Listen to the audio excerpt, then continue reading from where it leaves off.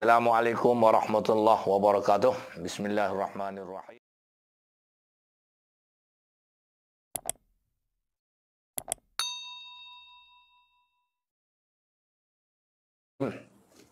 Alhamdulillahirabbil alamin wassalatu wassalamu ala asyrafil anbiya'i wal mursalin sayyidina Muhammadin wa ala alihi wa sahbihi ajma'in. Subhanaka la ilma lana illa ma 'allamtana innaka antal alimul hakim. Rabbi shrah li sadri wa yassir li amri wahlul 'uqdatam min lisani yafqahu qawli.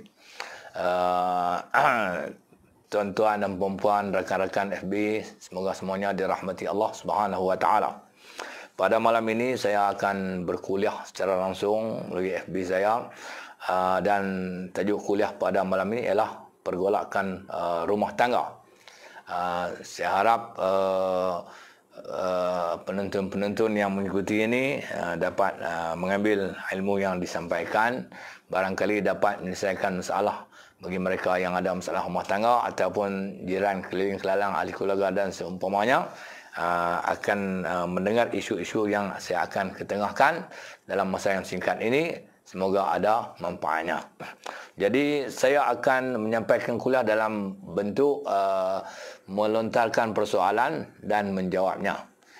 Untuk pengetahuan penonton-penonton, saya akan berpandukan kepada buku ni. Buku ni adalah buku tulisan saya lah. Tajuk dia 100 soal jawab perkahwinan. Tajuk dia 100 soal jawab, tapi dalam buku ni ada 120 soal jawab berkaitan dengan perkahwinan. Saya ambil bahagian 3, iaitu pergolakan rumah tangga. Siapa-siapa yang berhasrat memiliki buku ini bolehlah mendapatkannya di popular bookstore dan juga di Hasani lah. Setahu saya dua toko buku itulah yang banyak mengedarkan buku-buku terbitan galeri ilmu. Tuan-tuan dan puan-puan yang dirahmati Allah, saya mulakan isu yang pertama, pergolakan rumah tangga, iaitu isu isteri digantung tidak bertali. Isteri digantung tidak bertali. Kita nak lihat yang pertama, hukum. Hukum menggantung isteri tidak bertali, dan juga yang kedua kesannya. Okey, menggantung isteri tidak bertali ini bermaksud suami tidak melayan, tidak bergaul, tidak bermuasyarah dengan isterinya secara baik. Satu. Sepatutnya isteri tersebut kalau dah tak baik itu, sepatutnya isteri tersebut diceraikan supaya dia mendapat kebebasan sepenuhnya dan tidak terikat lagi dengan ikatan perkahwinan yang menyiksakan dan tidak membahagiakan. Jadi suami dia membiarkan isteri begitu. Dia tak bagi nafkah, dia tak layan dengan yang baik, dia tak ambil peduli dan seumpamanya. Yang sepatutnya untuk menyelesaikan masalah, diceraikan saja isteri itu, supaya isteri itu dapat menikmati kebahagiaan lain, berkahwin dengan suami baru dan seumpamanya. Antara tanda-tanda isteri digantung tidak bertali, ialah suami tidak tinggal sebumbung dengan isteri. Itu tanda-tanda digantung tidak bertali. Tapi kena ingat, bukan semua hak tak tinggal sebumbung tu digantung tidak bertali. Kadang-kadang berjauhan. Ini sengaja. Tidak tinggal sebumbung dengan isteri. Kemudian suami tidak memberi nafkah kepada isteri. Isteri dia cari sendiri makan minum dia. Dan suami tidak memenuhi permintaan isteri supaya menceraikannya. Itu 3 tanda besar bahawa suami menggantung isteri tidak bertali. Yang pertama, dia tidak tinggal sebumbung. Yang kedua, dia abaikan nafkah. Dan yang ketiga, dia tidak mau menceraikan isterinya. Sepatutnya, kerana dia tidak lagi bertanggungjawab, maka diceraikan itu jalan yang terbaik.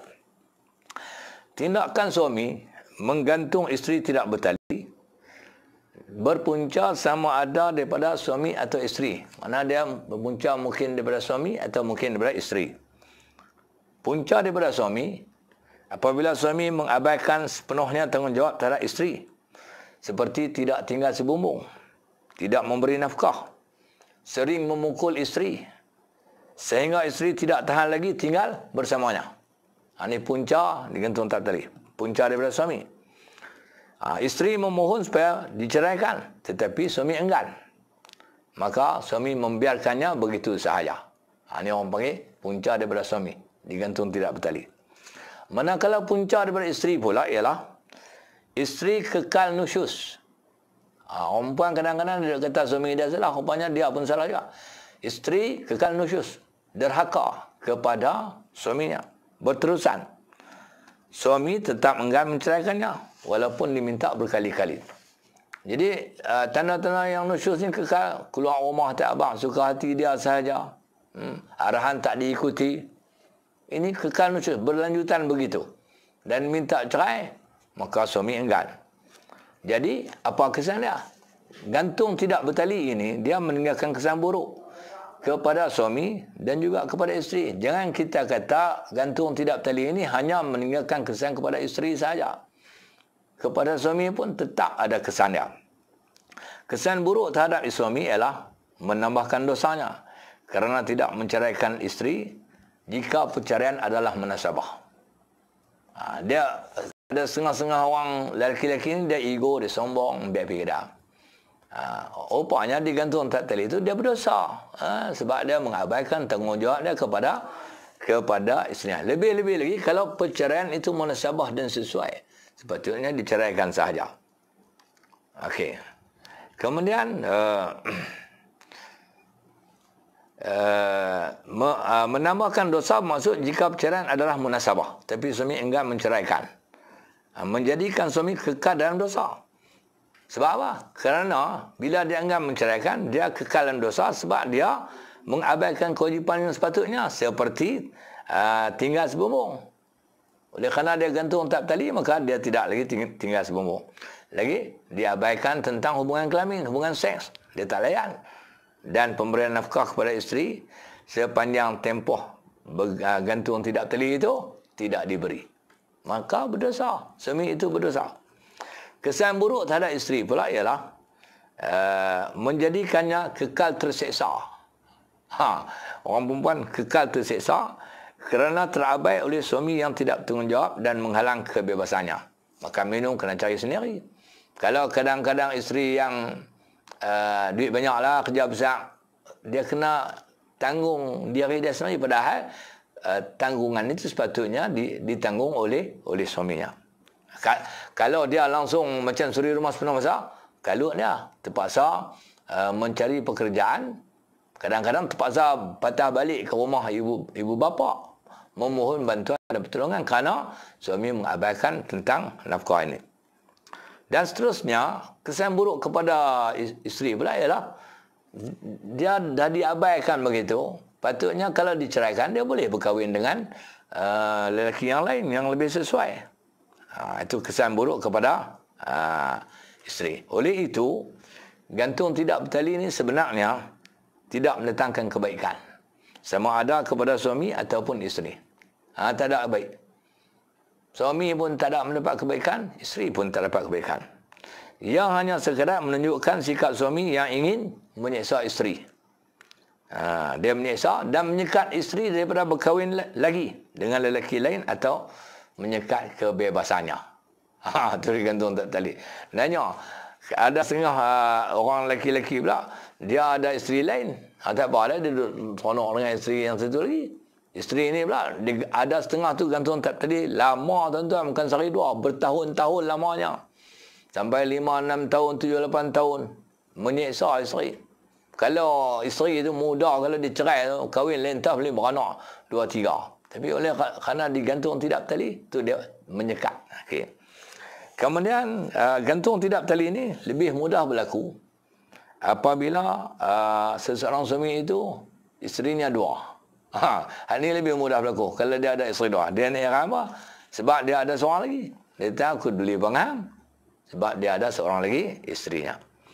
Walau bagaimanapun, perbuatan menggantung isteri tidak bertali ini adalah haram dan dosa. Jadi suami jangan duk megah sangat. Jangan duk pasal syok sangat. Dia kata, pada muka hang. Tak. Sekali muka hang pun padam juga. Pasal apa? Pasal berdosa. Hukum dia haram. Haram ni berkekalan selama mana digantung tidak bertali. Kalau dia isteri itu patut diceraikan, selesai masalah. Baik. Bukankah salah satu cara untuk merongkai masalah rumah tangga yang kronik dan kritikal ialah dengan perceraian? Karena itu adalah jalan yang terakhir bagi menyelesaikan krisis rumah tangga. Jadi kena ingat peringatan Allah Subhanahu wa taala dalam surah An-Nisa ayat 129. Walan tastati'u an ta'dilu bainan nisa'i walau harastum. Fala tamilu kullal mail fatadharuha kal mu'allaqah. Wa in tuslihu wa tattaqu fa inna Allah kana ghafurar rahimah. Dan kamu tidak akan dapat berlaku adil. Ini Allah beritahu kepada suami-suami ni. Dan kamu tidak akan dapat berlaku adil antara isteri-isteri kamu sekalipun kamu bersungguh-sungguh hendak melakukannya. Oleh itu janganlah kamu cenderung dengan melampau-lampau berat sebelah kepada isteri kamu yang kamu sayang, sehingga kamu biarkan isteri yang lain seperti benda yang tergantung di awang-awangan. Dan jika kamu memperbagi keadaan yang pincang itu dan memelihara diri daripada perbuatan yang zalim, maka sungguhnya Allah amat pengampun lagi amat mengasihani. Maksud ni tak dapat berlaku adil ni bukan dari segi kebenaran itu boleh buat. Dari segi kasih sayang memang tak boleh nak berlaku adil. Sebab kita ada dua orang isteri ni nak sayang nak bagi sama 50-50, tak boleh. Penyataan, penjelasan daripada Allah Subhanahu wa taala. Tapi peringatan Allah, jangan kamu gantung mereka terawang-awang. Itu maksud gantung tidak bertali. Hukumnya adalah haram. Itu isu yang pertama saya nak highlight pada malam ini ialah gantung tidak bertali. Suami-suami yang ada masalah dengan isterinya, jangan dera isteri begitu. Lebih-lebih lagi kalau dia isteri dua. Dia tak heran sebab ada satu lagi. Kalau selesai bercerai. Supaya masing-masing buat haluan, dia suami ni boleh cari jodoh yang baru sama dengan isteri. Kalau dia ada jodoh yang baru, semoga dia berbahagia dengan jodoh yang berikutnya. Baik. Itu isu yang pertama. Ini kalau orang pergi tanya orang kerja pejabat agama, tahu banyaklah isu-isu gantung tidak tali ni. Kita tanya di mahkamah syariah, isu gantung tak tali. Punca suami ni ego, sombong, tak tahu nak abang. Dia lupa dia sedang kata dalam masa yang sama setiap hari dia menanggung dosa kerana egonya itu. Kemudian isu yang kedua berkaitan dengan pergolakan rumah tangga ni ialah sikap isteri yang suka mengungkit-ungkit. Saya beri perhatian kepada teman-teman FB bahawa terdirinya rumah tangga ni di atas konsep tolong-menolong. Rumah tangga ni, kita dirikan rumah tangga di atas konsep tolong-menolong. Apa benar yang kita nak tolong-menolong? Kita nak tolong-menolong ni yang pertama sekali di segi kudrat tenaga. Memang dia akan tolong-menolong. Contoh, isteri menggunakan kudrat tenaganya untuk meringankan beban suaminya, maka dia tolong. Dia tolong kerja-kerja rumah. Memasak, mengemas rumah, menjaga anak. Ini konsep tolong-menolong. Suami pula membantu dalam tolong-menolong. Contoh, hari-hari minggu, sidai baju, mengasuh anak, isteri nak masak dan seumpamanya. Dan aspek yang kedua tolong-menolong adalah yang berkaitan dengan material, iaitu keuangan. Sememangnya kerja memberi nafkah ini adalah kewajipan dan tanggungjawab total oleh suami kepada isteri. Walaupun isterinya itu seorang yang berada, punya pendapatan yang banyak sebab pangkatnya tinggi. Tetapi nafkah ataupun perbelanjaan untuk menyara kehidupan adalah total tanggungjawab dan kewajipan suami. Walau bagaimanapun Islam tidak menghalang isteri itu menolong dan membantu suaminya. Lebih-lebih lagi keadaan isteri yang memang berada.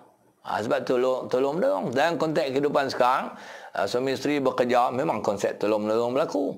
Peralatan dalam rumah, di samping disediakan oleh suami, isteri juga menyediakan.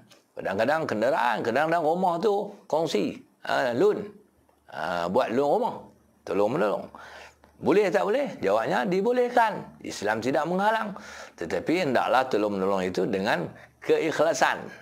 Dengan keikhlasan, bukan dengan tidak ikhlas. Jadi isu yang kedua saya nak highlight pada malam ni ialah tentang sikap isteri. Sikap isteri yang suka mengungkit-ungkit apa yang diberikannya kepada suami. Sehingga akhirnya menjadikan rumah tangga bergolak. Sebab dia ungkit. Menjadikan rumah tangga bergolak ataupun menyebabkan rumah tangga jadi masalah. Okey. Kebiasaannya dia akan ungkit kalau suaminya berkahwin seorang lagi. Kalau tak berkahwin seorang itu boleh gagah kan. Tapi kalau suaminya berkahwin seorang lagi, dan dia mengungkit. Saya sebut ni bukan nak tuju kepada sesiapa. Tapi kita tak dapat menafikan bahawa isu ini berbangkit dalam kehidupan rumah tangga orang Islam ni. Jadi sikap isteri yang suka mengungkit-ungkit segala yang diberikannya kepada suami secara langsung ataupun kepada rumah tangga itu. Dia ungkit-ungkit. Jadi apa hukum isteri yang telah berkorban wang ringgit diberikan kepada suami atau diberi dalam rumah tangga itu, beli kelengkapan rumah tangga dan seumpamanya, diungkit-ungkit. Lebih-lebih lagi dalam keadaan suami berpoligami. Jadi jawab dia, bantuan berbentuk harta yang diberikan oleh seseorang, tak kira lah isteri ke siapa pun, diberikan oleh seseorang kepada seseorang adalah perbuatan yang baik dan digalakkan. Artinya kalau dia bagi itu dengan penuh keikhlasan, dapat pahala. Bantuan tu sama ada sedekah ataupun pemberian. Dia tengok jenis tu. Hadiah dan seumpamanya. Sedekah, zakat, pemberian, hibah, lagi hadiah dan seumpamanya. Jadi sekiranya bantuan tersebut diberikan dengan ikhlas, pemberinya mendapat pahala yang banyak daripada Allah Subhanahu Wa Taala. Walau bagaimanapun,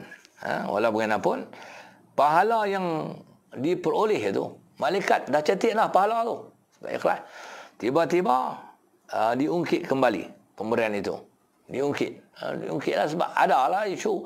Kalau dalam konteks rumah tangga ni, adalah dia tak puas hati kepada suami dia, maka diungkit-ungkit. Maka pahala yang telah dicetit oleh malaikat tadi ni, dia akan delete balik. Dia akan padam semula. Terbatal pahala itu. Kita kena ingat peringatan daripada Allah Subhanahu Wa Taala dalam surah Baqarah ayat 264. Ya ayyuhallazina amanu la tubtilu sadaqatikum bil manni wal adha kalladzi yunfiqu malahu ria'an nas wa la yu'minu billahi wal yawmil akhir. Famasaluhu kamasali safwanin alaihi turab fa asabahu wabilun fatarakahu salda la yaqdiruna ala syai'in mimma kasabu wallahu la yahdil qaumal kafirin. Dalam ayat ini Allah kata, wahai orang-orang yang beriman, jangan kamu rosakkan pahala amal sedekah kamu dengan perkataan membangkit-bangkit. Membangkit-bangkit ni maksud mungkit-ungkit. Dan kelakuan yang menyakiti. Seperti rosaknya pahala amal sedekah orang yang membelanjakan hartanya kerana hendak menunjuk-nunjuk kepada manusia. Seperti riak. Ungkit ni dengan riak tu perbuatan dia sama. Riak tu nak tunjuk orang, artinya dia makan lebih pahala, ungkit pun dia makan pahala. Dan dia pula tidak beriman kepada Allah dan hari akhirat. Maka bandingan orang itu adalah seperti batu licin yang ada tanah di atasnya. Kemudian batu itu ditimpa hujan lebat, lalu ditinggalkannya bersih licin, tidak bertanah lagi. Demikianlah halnya orang-orang yang kafir dan riak itu, mereka tidak akan mendapat sesuatu pahala pun daripada apa yang mereka usahakan. Dan ingatlah, Allah tidak akan beri petunjuk kepada kaum yang kafir. Jadi berdasarkan ayat ni dia jadi dalil bahawa perbuatan kita membelanjakan harta, kemudian kita ungkit. Dalam konteks isu yang sedang ditengahkan ini, iaitu isteri yang telah berbuat baik kepada suaminya, tapi di hujung kehidupan ataupun di tengah-tengah perjalanan rumah tangga, tiba-tiba ada isu, maka diungkit balik pemberian itu. Maka isteri suami dah dapat dah manfaat benda tu, lama dah dia ambil manfaat. Tapi sayangnya pahala yang telah tercatat untuk isteri dipadam kembali. Terbatal. Perbandingan yang Allah Ta'ala tunjuk dalam ayat yang saya baca tadi, iaitu seumpama tanah yang ada di atas batu yang licin.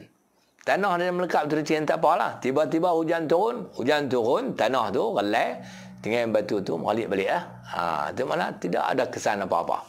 Jadi itu isu yang kedua tentang isteri mungkit apa yang telah diberikan kepada suaminya. Ingat, pasal pemberian tu adalah konsep tolong-menolong. Saya mengingatkan pasangan-pasangan dalam rumah tangga ni, kalau ada isu boleh diselesaikan. Jangan ikut emosi sangat. Kalau emosi, akhirnya dia tak ada apa lah. Okey. Kemudian isu yang ketiga. Saudara-saudara kadang-kadang melihat jiran sebelah bercerai. Ataupun ada sebahagian daripada yang sedang mengikuti siaran saya pada ketika ini memang ada pengalaman bercerai. Ataupun ada di keluarga kita yang bercerai. Apa isu? Apa sebab yang menyebabkan pasangan yang telah berkahwin itu bercerai?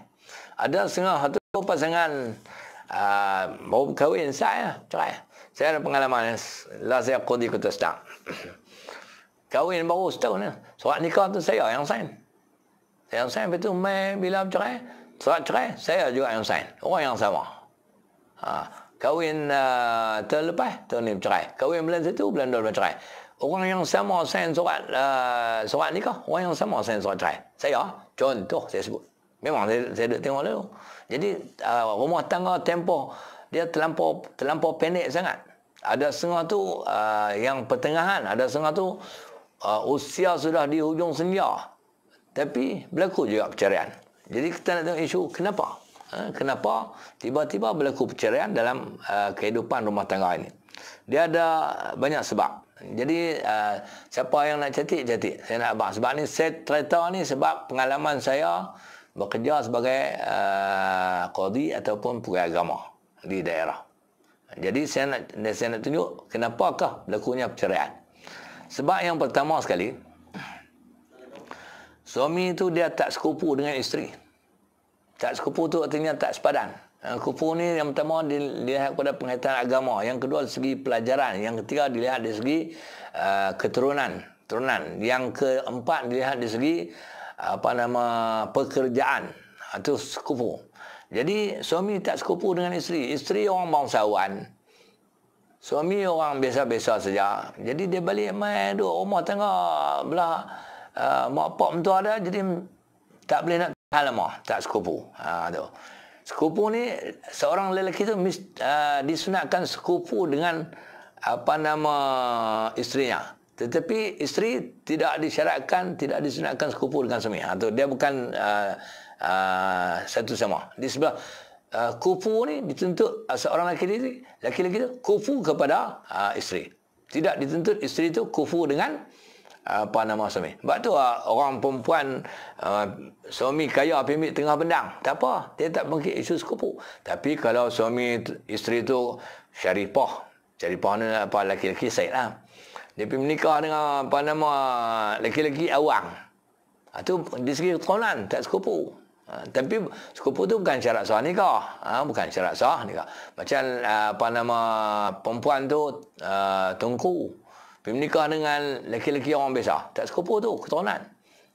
Perempuan tu seorang yang hebat penghayatan agamanya, menikah dengan orang lelaki-lelaki kerja buruh kasar, tak sekupu. Okey. Salah satu sebab berlakunya perceraian ialah suami tidak sekupu dengan isterinya. Satu.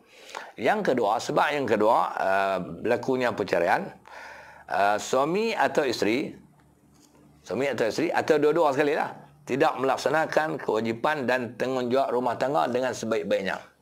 Sebab tu dia berlaku perceraian. Kalau suami dia mengabaikan nafkah, tu dia tak tanggungjawab, dia tak balik rumah. Isteri pula dia tidak melaksanakan suruhan-suruhan suaminya. Sekali dua mungkin tak bercerai, tapi kalau kerap, itu sebab mengabaikan tanggungjawab rumah tangga, sama ada suami atau isteri. Yang ketiga ni minta simpang lah. Tapi ada isteri berlaku curang. Isteri berlaku curang, dia berzina dengan lelaki lain. Dalam konteks perceraian ni, kalau suami mendapati isteri dia berzina dengan lelaki lain, mencerai itu jatuh hukum dia sunat. Tapi kalau dia tak mau cerai pun hak dia lah. Tapi nak abang kata isteri berlaku curang, salah satu sebab yang boleh berlakunya perceraian.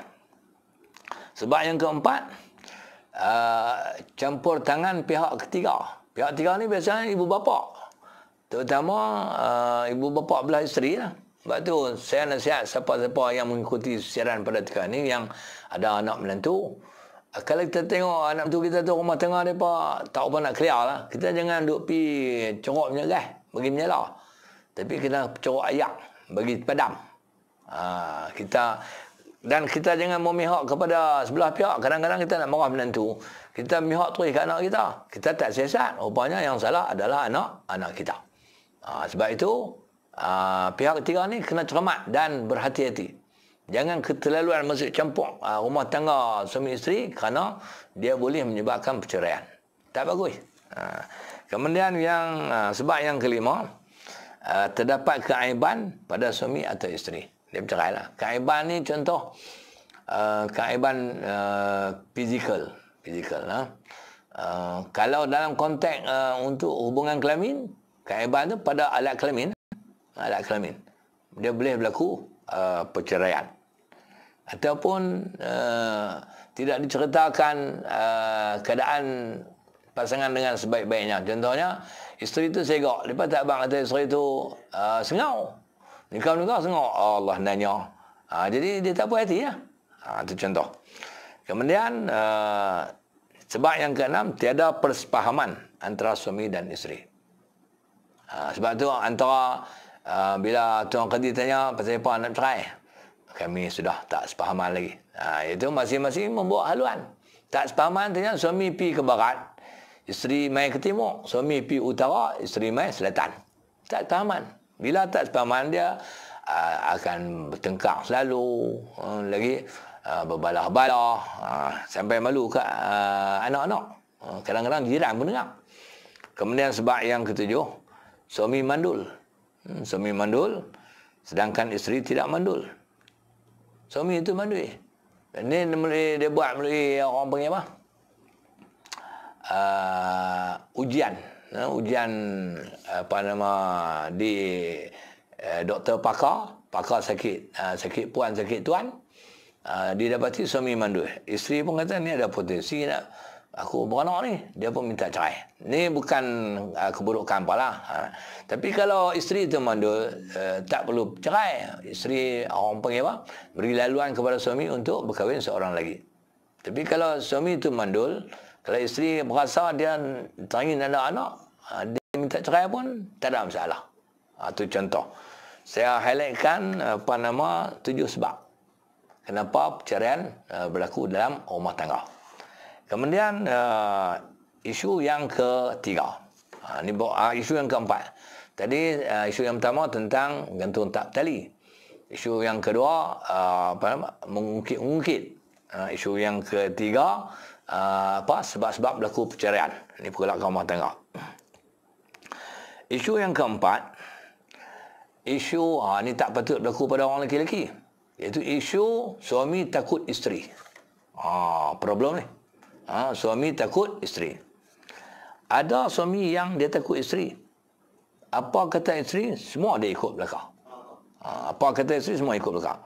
Sampai dia tak berani langsung menyanggahi kehendak isterinya. Jadi, ada tak rumah tangga ni? Kadang-kadang kesian saya tengok. Suami tu pangkat besar, gaji besar. Dia pejabat, orang takut ke dia. Dia beli rumah, dia takut bini dia. Ada di Lok Stang ni. Ada di Sungai Petani, ada di Penang, ada di Ipoh, ada di mana-mana. Isu suami takut isteri. Okey. Jadi bila suami takut isteri, diturut semua kehendak isteri. Sampai kehendak tu kadang-kadang taklah bercanggah syarak, tapi kira teruk. Kadang-kadang bercanggah syarak. Kadang-kadang orang panggil apa, terpaksa suami ni bergadai bergolok kerana takutkan isterinya. Persoalannya, apa pandangan Islam? Apa pandangan Islam terhadap suami yang takut bini?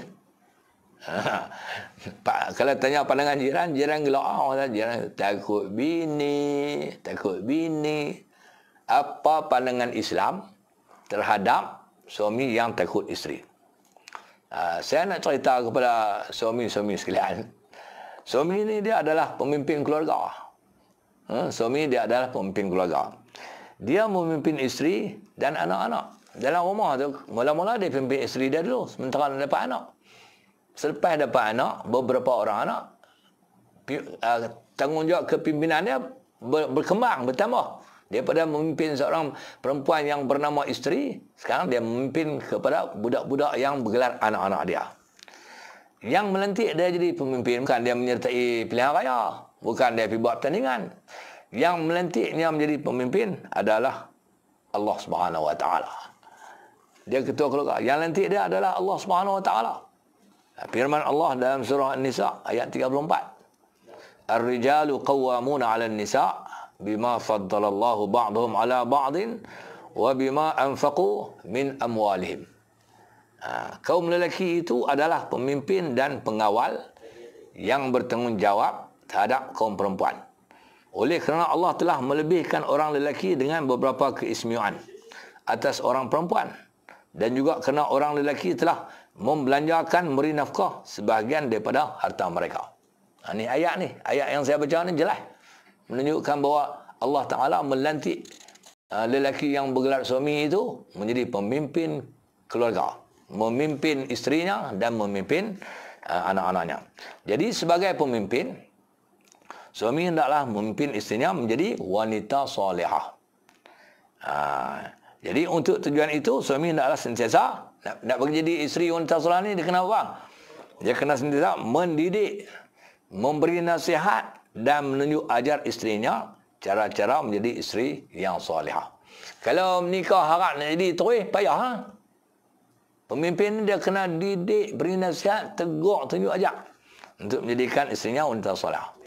Jika isteri terbabas atau melakukan kesilapan, maka menjadi kewajipan suami menegur isteri supaya kembali menjadi wanita solehah. Tegur itu dengan baiklah, dengan hikmah, bukan tegur dengan kasar.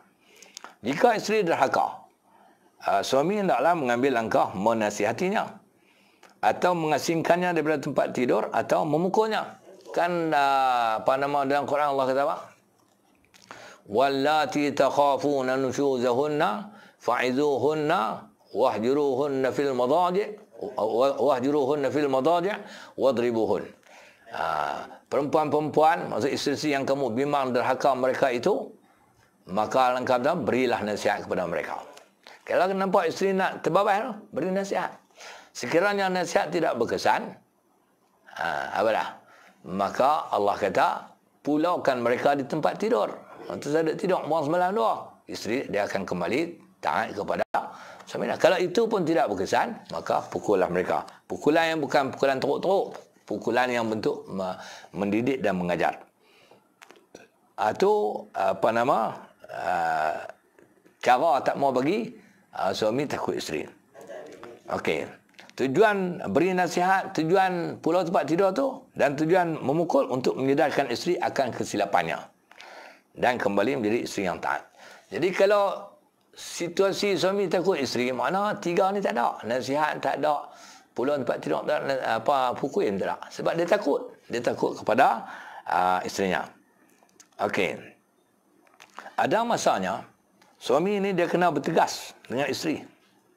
Jika isteri melakukan atau cuba melakukan perkara yang tidak bersesuaian, seperti belanja dengan boros dan terlalu bersosial, sehingga mengabaikan kewajipan terhadap keluarga. Suami kena tegas. Walaupun duit isteri dia banyak, tapi belanja boros sangat, suami dia boleh jadi kontrol, boleh kawal. Sagi dia melampau, isteri itu ikut suka saya, duit saya. Dah. Suami adalah pemimpin, dia boleh bertegas. Dia boleh kontrol. Demikian juga isteri yang terlalu bersosial. Pergi makan kenduri sana, makan kenduri sana. Kalau isteri bekerja ni, kelab sana, kelab sini. Perjumpaan mingguan sana, perjumpaan mingguan sini. Sampai tak ada masa untuk diberikan kepada keluarga. Maka suami kena bertegas. Sebab apa? Kalau dia buat macam tu, itulah cara nak elak, tak mau bagi jadi suasana suami takut bini. Suami takut isteri. Itu cara dah. Takutkan isteri adalah sikap yang tak patut ada pada seseorang lelaki yang bergelar suami. Memang tak patut. Leceh. Lebih-lebih lagi takut pada perkara-perkara yang tidak sepatutnya. Contohnya suami tak berani balik lambat kerana takut dimarahi isteri. Kadang-kadang dia buat kerja, nak buat overtime dan semuanya, takut bini marah. Tak berani balik lambat. Kadang-kadang pergi di masjid semayang, balik awal, isteri dah balik awal, pukul 9 kena sampai. Sampai keluar masjid tu nak sembang dengan kawan-kawan dah, payah nak jumpa. Tak boleh. Takut. Itu tak betul. Kemudian suami terpaksa minta izin isteri terlebih dahulu sebelum pulang ke kampung untuk mencari ibu bapa. Allah teruknya. Mak pak suami nak balik kampung kena minta izin isteri. Isteri tak bagi, tak boleh balik. Lelaki jenis mendatang apa ni. Tak patut semua. Okey. Suami terpaksa menyerahkan semua wang gaji kepada isteri kerana takut isteri beletiak. Tuan-tuan tahu tak, ada setengah orang lelaki-lelaki ni, duit gaji dia bini jaga. Tak serah, dia maki mampu. Takutlah. Sampai dia nak pergi kerja, minta duit minyak kereta dan semuanya, duit makan. Minta bini bagi 30. Dah mai sikit, cukup. Padahal duit suami. Jenis apa saya tak tahu. Jadi, suasana ini menjadikan suami itu seorang lelaki yang dayus. Tugas dia sebagai pemimpin itu sebenarnya telah diambil alih oleh suami, telah diambil alih oleh isteri. Dia terbalik kurang. Patutnya ketua rumah tangga ni adalah suami, bukan isteri. Tiba-tiba kerana suasana takut kepada isteri itu menjadikan isteri itu ketua rumah tangga yang tak sepatutnya. Dia pula jadi timbalan. Memang tak betul sekali lah. Itu isu yang keempat. Kemudian isu yang kelima. Lima isu jadi ya malam ni. Lain kali saya ada kesempatan saya buat kuliah pula. Pergolakan rumah tangga ni. Ada setengah-setengah isteri ni dia suka minta cerai. Patut tak suami menceraikan dia? Isteri dia minta cerai. Patut tak patut suami menceraikan dia? Saya nak beri peringatan kepada perempuan-perempuan yang bergelak isteri. Nabi SAW bersabda, ayyuma imra'atin sa'alat zawjaha talaqa min ghairi ba'sin fa haramun 'alaiha raihatul jannah. Dalam hadis ni Nabi kata, mana-mana isteri yang minta cerai daripada suaminya tanpa sebab yang munasabah, maka haram baginya bau syurga. Jadi persoalan, boleh atau tak boleh seorang perempuan bergelar isteri ni minta cerai daripada suaminya? Boleh tak boleh? Jawabnya boleh dan tak boleh. Dia gitu. Jawabnya boleh dan tak boleh.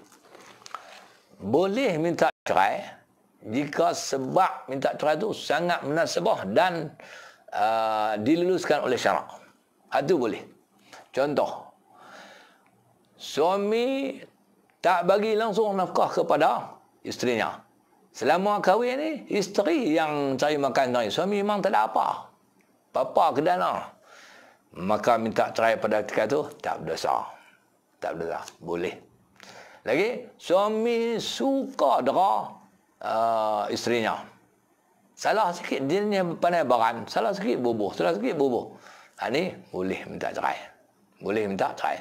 Lagi baik, suami seorang yang berpoligami tidak berlaku adil kepada isteri yang dizalimi. Kalau sekali itu boleh tegur berlaku adil, tapi memanjang sepanjang masa tidak berlaku adil, maka boleh minta cerai. Jika ada sebab yang munasabah, maka bolehlah isteri minta cerai. Tapi jika tiada sebab yang munasabah, Allah bergaduh sikit-sikit minta cerai, ini tak boleh. Ini tak boleh.